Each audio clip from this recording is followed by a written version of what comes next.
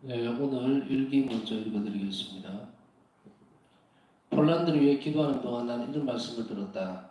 나는 폴란드를 각별히 사랑했다. 폴란드가 나의 뜻에 순명한다면 나는 폴란드를 강하고 거룩한 나라가 되게 할 것이다. 폴란드로부터 나의 마지막 재림을 위해서 온 세상을 준비시킬 불꽃이 나올 것이다. 감춰진 사랑, 내 영혼의 생명이시여 어서 오십시오. 하찮은 방의 모습으로 오시는 예수님, 주님을 환영합니다. 영혼들 위해 자신을 쏟아부어 주시는 지극히 감미로우신 자비시여 어서 오십시오. 주님께 때우중의 빗줄기를 뿌려주시는 무한한 선이시여 어서 오십시오. 베일로 가려진 광명이시여 영혼들의 빛이시여 어서 오십시오. 마르지 않는 자비의 샘이시여 우리를 위한 생명과 거룩함이 솟아나오는 맑은 샘이시여 어서 오십시오. 순결한 영혼들의 기쁨이시여 어서 오십시오. 죄전 영혼들의 유일한 희망이시여 어서 오십시오. 어째 예수님 주님께서는 제가 영적인 생각을 하지 못하고 영감도 받지 못하는 때가 있다는 것을 아십니다. 저는 고통스레 자신을 견디며 그게 바로 저 자신이라는 것을 인정합니다. 아름다운 것은 모두 다 하나님께로부터 오는 은총이기 때문입니다. 그러면 저는 자신을 깊이 낮추어 주님의 도움을 청하고 주님 강림의 은총은 기꺼이 겸손한 마음에게로 돌립니다. 오 동정녀 사랑스러운 꽃이여 당신은 이 세상에 오래 남아있지 않을 것입니다. 오 당신은 얼마나 사랑스럽고 아름다운지요. 나의 순결한 신부여, 당신의 순결한 꽃이 얼마나 고귀한지 어떤 숫자로도 헤아릴 수 없습니다. 당신의 광명은 가릴 수 없으며 용기 있고 힘차고 극복할 수조차 없습니다.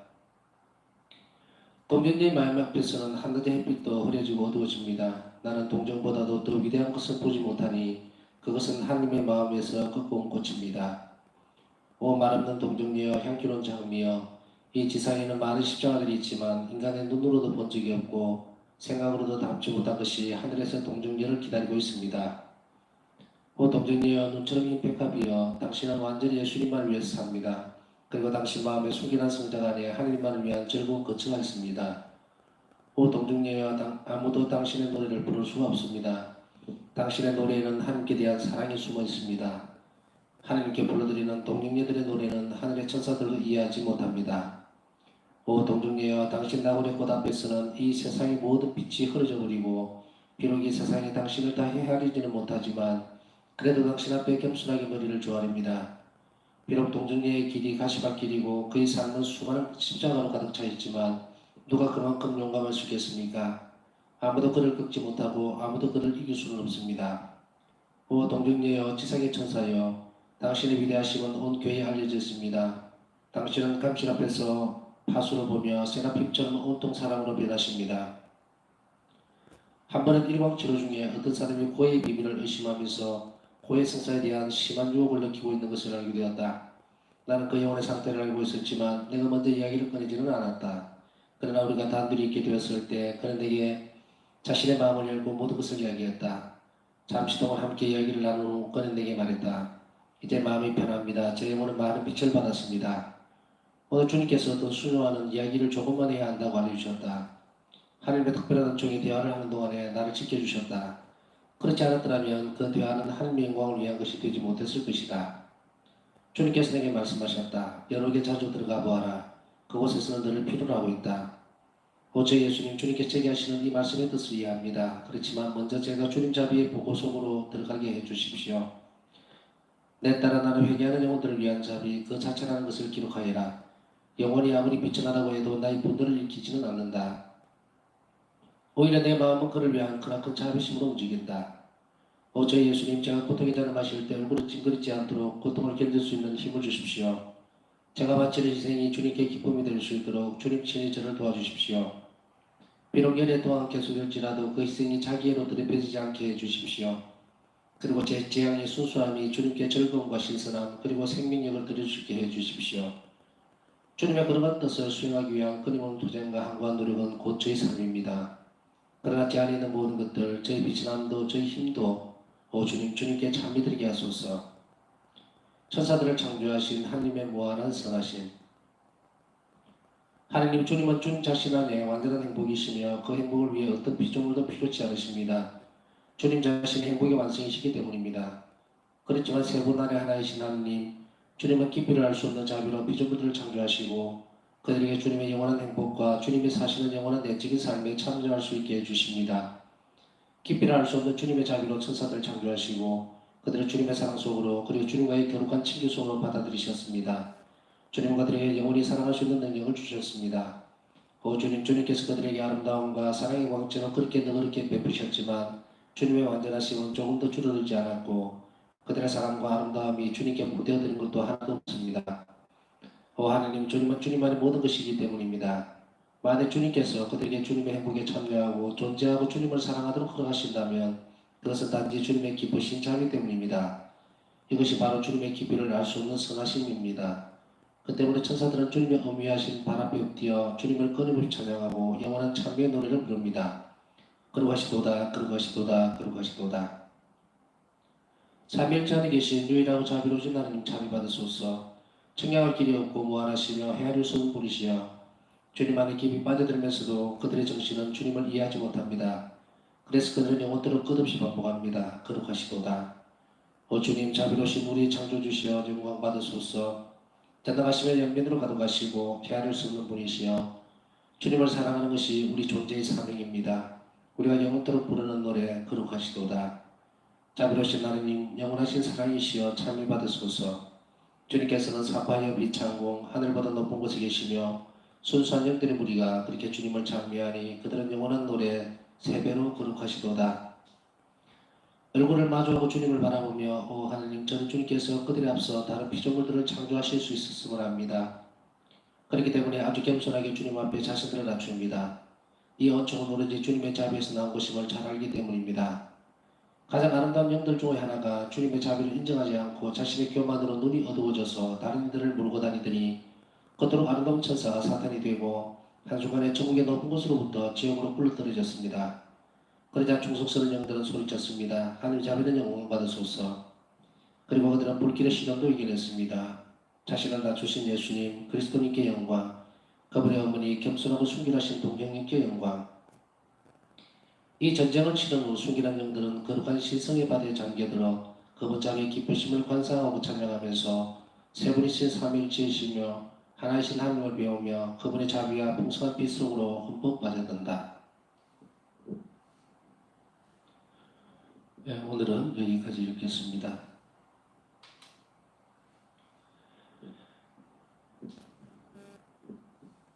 오늘은 장마의 시작이라서 그런지 비가 굉장히 많이 쏟아지고 있습니다. 늦은 밤인데도 불구하고 이 시간에 함께 해주시는 계시는 모든 분들에게 감사를 드립니다. 주님의 축복이 가득하시기를 또한 주님께 기도합니다. 오늘 일기 묵상을 하기 전에 묵상을 하면서 같은 맥락일 수도 있습니다만은 오늘 오늘 있었던 그 어떤 상황 하나에 대해서 잠깐 말씀을 드리고 이야기 주제가 뭐냐면은 정말로 예수님께서는 우리의 봉헌을 이렇게나 귀하게 여기시는 것인가 하는 그런 생각입니다. 어떤 일이 있었느냐면 이 부분을 짧게만 말씀을 드리겠습니다. 처음에는 이 일의 상황이 좀 다른 식으로 제가 해석을 했었어요. 무슨 말이냐면 이제 경당 입구 쪽으로 들어오는데 이 TV 모니터가 있어요. 그것은 항상 이제 그 폴란드의 자베 성모 수녀원 경당 지금 여기 모셔져 있는 예수님 상봉과 똑같은 상봉이 거기 모셔져 있는 자베 전당에 모셔져 있는 그 곳을 실시간으로 이렇게 24시간 계속 이렇게 보여주고 있는 방송을 하고 있는 인터넷이 있어요. 인터넷 사이트가. 그것을 이제 링크를 거기를 들어가서 제가 이게 24시간 계속 틀어놓습니다. 그런데 그게 어제 알았겠죠? 어제인가? 가물가물합니다. 하여간에 TV 모니터가 꺼져버린 거예요. 그래서 목요일입니다. 저번에 기억을 하는데. 그래서 캄캄한 거예요. 모니터가 안 나오니까. 그래서 이거 왜 이러지? 이러고는 이제 제가 잘 아는 분에게 연락을 했어요. 그래서 컴퓨터가 고장이 난 겁니까? 아니면 이 모니터가 고장이 난 겁니까? 그랬더니 컴퓨터가 고장난 것 같다 이래요. 그래 이제 저녁 때 돼가지고 주위가 캄캄해져서 다시 보니까 테스트를 해보려고 이렇게 보니까 희미하게 보이더라고요. 그래서 그 다시 전화를 해서 이렇다 그랬더니 그러면 모니터에 백라이트가 나갔습니다. 그래요. 그러면서 이제 그분이 뭐라 그러냐면 지금 여기 달려있는 그 TV 모니터가 우리 에, 여기 이제 그 기증을 해주셨는데 그곳의 모니터가 32인치예요. 그러니까 그 얘기를 하니까 이제 그분이 자기에게 42인치짜리 더 큰 게 있으니까 드리겠습니다. 그리고 그걸 자기가 가져오겠다는 거예요. 그래서 그날 저녁은 이런 생각을 했어요. 예수님께서 이렇게 조금 더 큰 것을 바꿔주시는가 보다. 뭐 이런 생각을 했어요. 이렇게 바꿔주시는가 보다. 이렇게 생각하고 넘어갔어요. 그런데 오늘 그분이 갑자기 온 거예요. 비가 막 쏟아지는데도 자기 딴에는 이제 항상 이제 24시간 그 TV를 틀어놓는다는 걸 아니까 컴퓨터를 이제 딱 자기가 이제 설치해 준 형제님이에요. 그래서 그분이 이제 와서 한시라도 이게 좀 급했겠죠. 감사하게도 막 거의 다 저녁 때에 왔더라고요. 모니터를 이제 가지고 올라왔는데 저는 내심이 이제 42인치짜리 모니터인 줄 알고 이래 봤는데 차에서 꺼냈는데 생각보다 작더라고요. 그래서 이상하다 싶어서 봤더니 똑같은 걸 가져온 거예요. 32인치짜리를. 그래도 뭐 내색은 안 하고 뭐 설치를 해서 하고 이제 거기 있는 벽에 붙은 그 모니터를 떼서 가지고 가면서 뭐라고 그러냐면 신부님 임시로 이거 쓰십시오. 그럼 이 모니터를 수선을 해서 AS를 받아서 다시 갖다 드리겠습니다. 그러고 이제 간 거예요. 물론 뭐 여러 가지 정황상 몬테스리까지 와가지고 기름값도 안 받아가고 이렇게 봉사해 주시는 것도 감사하긴 하다. 이제 그런 생각을 하고 그쳤어요. 그쳤는데 살짝 조금 이상했죠. 조금 더 10인치 정도 큰 TV를 모니터를 사용할 수 있도록 되었나 보다 하고 예수님 감사합니다 이렇게 했었는데 뭐 32인치 똑같은 걸 가져오니까 그래도 별로 섭섭한 마음은 없었어요. 섭섭한 마음 없고 감사한 마음이 들었죠. 얼마나 내 마음을 좀 많이 알아줬구나. 급하다고 막 이렇게 서둘러서 갖다 주는 거. 그런데 그 생각을 하고 이제 그걸 보내고 나서까지는 아무 생각이 없었어요. 이렇게 묵상할 때까지도. 그런데 성시간을 저녁에 할 때 약간 차비가 들어가시는데 문득 이 생각이 하려고 한 게 아닌데 딱 떠오르면서 어떤 생각이 드냐면 주님께서는 처음에 봉헌한 그 사람이 가지고 있던 것을 이렇게 귀하게 생각하시는구나. 못 바꾸게 했죠. 못 바꾸게. 그분이 아마 42조로 바꿔주겠다 했을 때 나는 그게 더 좋은 걸로 바꿔주시려는 것 같아. 주님께서 그렇게 얘기를 했어요. 생각을 했었는데 그게 아니고 결국 그게 아니니까 그 형제님 마음을 싹 바꿔가지고 수리를 해주는 쪽으로 바꿔놓았다는 것을 알게 됐어요. 그래서 결론적으로 이게 무슨 말이냐? 우리가 이 교회에 대해서 교회에 또 하나님께 예수님 앞에 봉헌하는 것 정말 그 필요한 것을 이렇게 봉헌했을 때에 예수님께서 얼마나 그 봉헌 자체를 귀하게 여기시는지 그리고 그것을 허투루하지 않으신다는 것 무슨 의미인지 아시겠죠? 그래서 다음부터는 그래야지 말아야 되겠구나. 물론 뭐 성작, 성악, 뭐 재고 이런 거는 다른 문제인데 TV 모니터에 대해서는 그렇게 쉽게 생각을 했었어요. 그래서 더 좋은 거니까 더 바꾸면 안 되겠나 이렇게 할 수도 있겠지만 좀 놀라운 생각이 들었습니다. 예수님께서는 봉헌한 사람 마음을 이렇게까지 깊이 생각하시고 그리고 그것을 바꾸지 않도록 저한테 있어서는 사실은 큰 교훈을 준 것 같아요. 여러분들에게 있어서는 이제 봉헌의 의미가 어떤 것인지 좀 알려주고 싶었습니다. 그래서 교회 봉사하고 또 교회 봉헌하는 아주 작은 것이라더라도 주님께서는 결코 잊지 않으신다는 거 그거 기억하시면 좋겠다 싶어서 말씀을 드렸습니다. 오늘 그 다음에 살펴볼 것은 천사론이거든요. 사실은 천사에 대해서 우리가 알고 있는 영역들은 굉장히 한정적입니다. 그래서 이게 학이 되지를 못하는 학 날아다니는 학 말고 이게 되면은 이제 신학이죠. 신학 부분에 있어서 이 정립되어 있는 부분들이 많이 없어요. 그런 것을 뭐라고 부르냐면은 론이라 그래요. 론. 아직까지 계속 연구되어지고 또 계속 밝혀내야 되는 그런 것으로 하기 때문에 그래서 이게 천사학이 있는 것이 아니고 천사론이라고 있어요. 신학적으로. 천사론인데 사실은 이거 그렇게 크게 주거나 세세하게 배울 수 있는 부분들이 없습니다. 없고 이제 단지 성서에서 드러나는 거, 성서에 드러나는 거라든지 아니면 교회 전통적으로 내려온 가르침 속에서 드러나는 것들 이런 것들로서 천사들의 존재에 대해서 어느 정도 조금 가지고 있는 거예요, 교회가. 또 신비신학가들이라든지 영성가들에 의해서 드러나는 천사의 존재에 대한 부분들을 우리가 알 수 있는 그 정도지 어떤 그 정립되어 있는 부분들을 가지고서 이렇게 할 수 있는 부분들은 없습니다. 우리가 이제 그 미사 때 보면 예를 들어서 거룩하시도다 거룩하시도다를 하죠. 근데 이게 이제 요한복음에 보면 천사들 가장 상위 천사들 가장 계급이 높은 천사가 이제 하느님 주변을 맴돌면서 날개짓을 하죠. 하면서 이제 거룩하시도다라는 이 노래를 부르는 것을 요한복음에서 보여주고 있는데 여기 이제 이 부분들이 바로 우리에게 알려져 있는 것은 세라핌과 케루빔 천사입니다. 그래서 날개가 6개죠. 왼쪽에 3개, 오른쪽에 3개. 그래서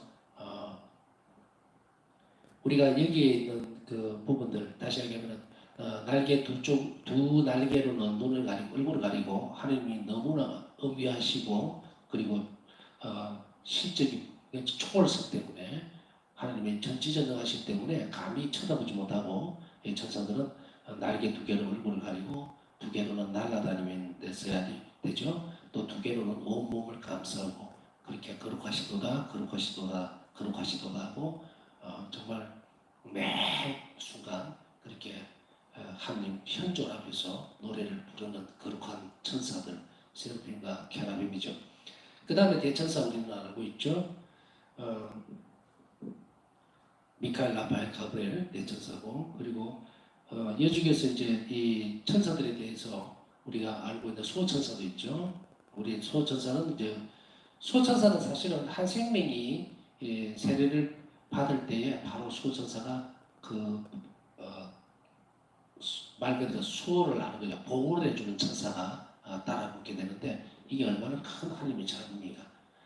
천사들을 창조하셔서 정말 천사는 영적인 존재고 영원성을 가지고 있는 그 존재임에도 불구하고 이 비천한 인간들을 보호하기 위해서 봉사하는 임무를 맡고 계시도록 만들어 주셨으니 하나님께서 얼마나 인간을 사랑하시고 그리고 자비로 돌보아 주시는지 우리는 이 천사를 창조하신 이 모습 속에서 한 자비 속에서도 우리가 알 수가 있습니다.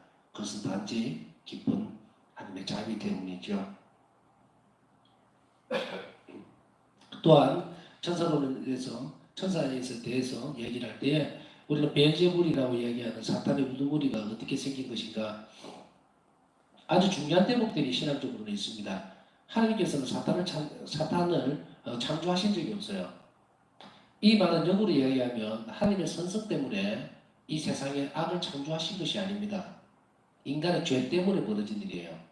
그렇기 때문에 아이고 정말로 하나님이 전지전능하시다면 왜 이 세상에 악이 이렇게 번지도록 놔두고 계시는가? 하나님은 놔두신 적이 없어요. 정의를 심판해버리신다는 거예요. 그러면 다 죽습니다. 우리는. 다 소멸되고 없어요.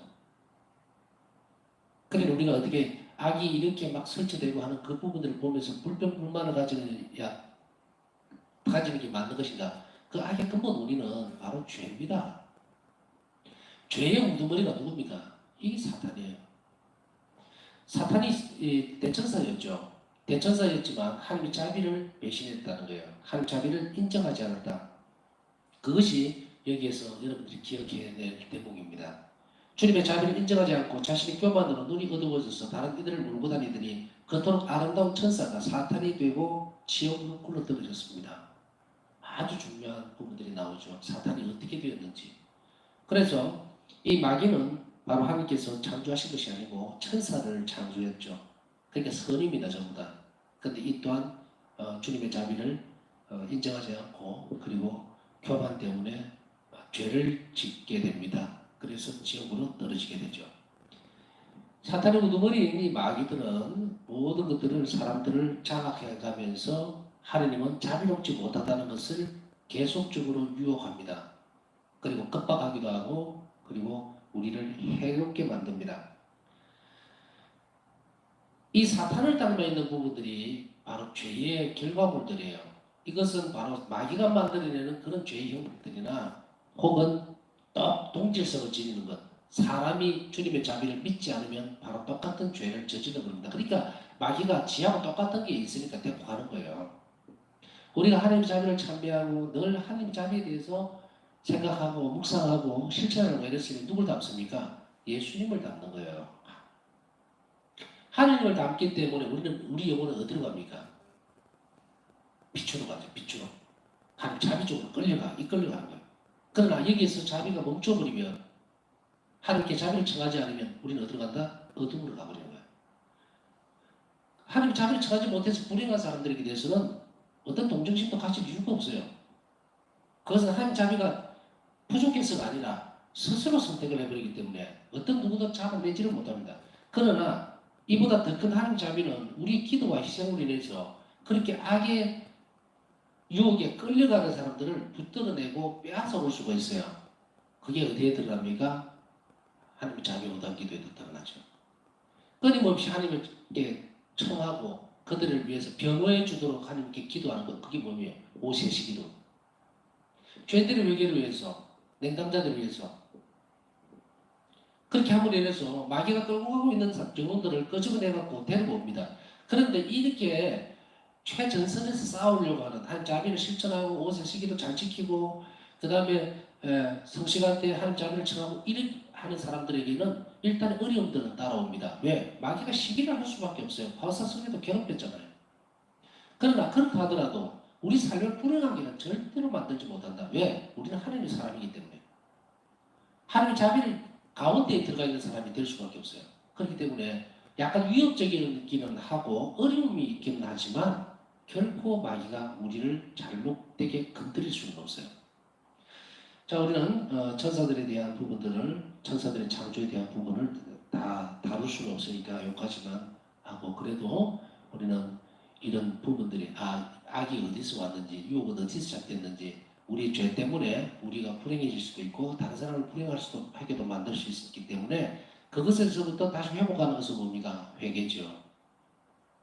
아무리 큰 죄를 지었다 하더라도 주님 자비가 더 크다라는 것을 고백할 때 그때 어떻게 됩니까? 사탄은 물러가게 되어 있다. 자, 그 다음에 세 번째는 보면 이 천사들 창조하신 하나님의 무한한 선하심에 대해서 노래를 하는 듯이 보입니다. 오 주님 자비로우신 우리 창조주여 영원 받으소서 하면서 여기에서 대목이 중요한 부분이 나오죠. 뭡니까? 주님을 사랑하는 것이 우리 존재의 사명입니다. 이렇게. 제가 아마 바울사 성령 1기를 묵상하면서 굉장히 많이 강조했던 부분들이 삶의 목적이라는 부분들을 얘기했을 거예요. 왜 태어났는지, 왜 나는 불행한지. 불행한 사람들은요, 결국 하나님을 사랑하지 않았기 때문이에요. 그러면 행복해지기 위해서는 한 가지 길밖에 없습니다. 하나님을 온 힘을 다해서 사랑하고 그리고 이웃에게 자비로운 사람이 되는 것. 그러면 그 사람은 행복해집니다. 왜? 그때부터는 하나님께서 그 사람의 삶을 불행한 삶에서 되돌려 놓기 시작하실 것이기 때문에 이게 우리 존재의 이유입니다. 하나님을 사랑하는 것. 그래서 논의 강조했지만 사랑받기보다는 사랑하십시오라고 얘기를 하잖아요. 이미 하나님께서 나를 완전하게 사랑하고 계십니다. 그렇기 때문에 이게 대해서 추후의 의심도 해서는 안 돼요. 그런데 내가 불행하고 내 과거가 어떻고 저떻고 뭐 내 삶이 어떻게 흘러왔든 상관없어요. 지금부터라도 온 힘을 다해서 사랑하는 법을 배우고 하나님께 자비를 청하고 이웃에게 자비로운 태도를 끊임없이 이제부터라도 열심히 온 전심을 다해서 하면 어떻게 되냐? 우리 존재 목적을 알기 때문에 제자리로 돌아와 버립니다. 그러면은 어떻게 된다? 행복한 삶을 살아갈 수밖에 없어요. 이게 하나님께서 우리를 창조하신 목적이에요. 자기 존재의 의미와 창조된 목적을 잘 안다는 것은 대단히 중요합니다. 목적이 뭡니까? 도달해야 되는 곳이잖아요. 어떤 사람들이 버스를 타고 혹은 무슨 자전거를 타든 기차를 타든 비행기를 타든 목적지 없이 가는 사람은 방황하는 사람이에요. 결코 정착할 수 없는 사람이에요. 불행한 사람이다. 그러나 내가 어디를 가야 되는지 정확하게 아는 사람은 좌우를 둘러보지 않습니다. 내 따라 나를 회개하는 영혼들을 위한 자비 그 자체라는 것을 기록해라. 영혼이 아무리 비천하다 해도 나의 분노를 일으키지는 않는다. 영혼이 비천하기 때문에 주님이 분노를 일으키지는 않습니다. 오히려 그 자비를 입을 준비가 되어 있는 사람들이에요. 죄를 많이 지었다고 낙담할 필요가 없고 그 낙담성 속에서 그 비천함 속에서 주님이 더 크다는 것을 잊지 말아야 합니다. 그렇기 때문에 우리는 끊임없이 우리 자신들을 조심해야 합니다. 저는 이런 말을 가끔 해요. 1000가지의 선한 일을 하기보다 한 가지의 죄를 짓지 마십시오. 바울사성의 일기에 전체적인 맥락에서 면면히 흐르는 걸 보면요. 주님을 위해서 모든 희생들을 다 하면서도 그게 핵심적인 부분이 하나 드러나는데 그게 뭐냐면 저는 주님 마음을 아프게 되는 어떤 죄도 짓지 않겠습니다. 아무리 사소한 잘못이라도 그것을 저질렀다면 즉시 주님께 와서 용서를 청하고 화해할 것입니다. 이거예요. 얼마 전에 성시간 하면서 문득 강하게 들은 생각이 한 줄기의 단어입니다. 하느님과 화해하십시오. 그 의미를 그게 왜 갑자기 성시간 할 때 쏙 들어왔는지는 잘 모르겠어요. 하느님과 화해하십시오. 아직도 저는 물음표를 찍고 계속 묵상하고 있는 중입니다. 하느님과 화해하십시오. 이 화해라는 의미가 뭔지 압니까? 하느님을 원망하는 마음들이 있다면 버리라는 이야기예요. 화해하십시오. 왜? 하느님께서 나를 돌보지 않았기 때문에 내가 과거에 불행했고 그런 일을 겪었고 지금도 그런 것 같고 그런 것 같죠? 그러나 예수님께 우리가 하느님께 화해 손길을 내밀면 그 안에 우리는 놀라운 시비를 발휘하게 됩니다. 왜냐하면 어떤 순간도 나는 너를 버린 적이 없다는 것을 우리는 그때 몰랐다는 거예요. 왜? 내 시선은 왼쪽으로 가 있었던 거예요. 오른쪽을 보지 못했죠. 하느님 목소리 전혀 나는 귀를 기울이지도 않고 왼쪽 목소리만 세상적인 것에만 계속 가지고 있던 그 삶이기 때문에 그래서 불행했다면 누구 잘못입니까? 내 잘못이거든요. 그러나 그렇다 하더라도 하나님은 우리와 화해하기를 바라십니다. 이 하나님 자비예요. 우리가 죽던 사람도 무슨 상관이 있겠어요? 하나님 보시기에. 그러나 하나님의 깊은 자비 때문에 그 큰 자비심 때문에 자비로운 마음 때문에 이 땅으로 내려오시고 한없이 낮추셔서 어쨌든 우리를 구원하시려고 하시는 것. 하나 그런 의미에서 화해하십시오라는 거예요. 우리가 작은 일들, 우리가 오늘 정말로 깊이 있게 많이 생각해야 됩니다. 내일 어떤 자비로운 일을 해야 되나, 어떤 희생을 바쳐야 되나, 그런 것도 중요합니다. 굉장히 중요해요. 그러나 매 순간 매일매일 우리 기도 끝에 예수님 마음을 상해드릴 수 있는 그런 어떤 작은 잘못도 저지르지 않도록 은총으로 도와달라는 그 기도를 꼭 하셔야 합니다. 그 다음에 네 번째 보면요. 바울사 성령에게 있어서는 우리 일기에서 이제 이런 대목들은 처음 듣죠. 여러 개 자주 들어가 보아라. 참 놀라운 여러 경우들에 의해서 기도를 하라는 것이 아니라 이런 것, 이 일기의 내용으로 봐서 바울사 성경은 한 번만 여러 개 갔던 것이 아니었다는 것을 알 수가 있어요. 자주 가서 자주 갔다는 말을 표현을 쓰는 것이 맞지 싶은데 왜냐하면 여러 개 자주 들어가 보아라. 그곳에서는 너를 필요로 하고 있다. 그러니까 이 말 문구 그대로 보면은 여러 영혼들 위해서 기도만 한 것이 아니라는 이야기예요. 희생 바치고 이랬던 것도 있겠지만 바울사 성경은 일기에 다 드러내지는 않았지만 영적으로 연옥을 자주 가셨던 것으로 그것도 하나님의 큰 은사죠. 은혜입니다.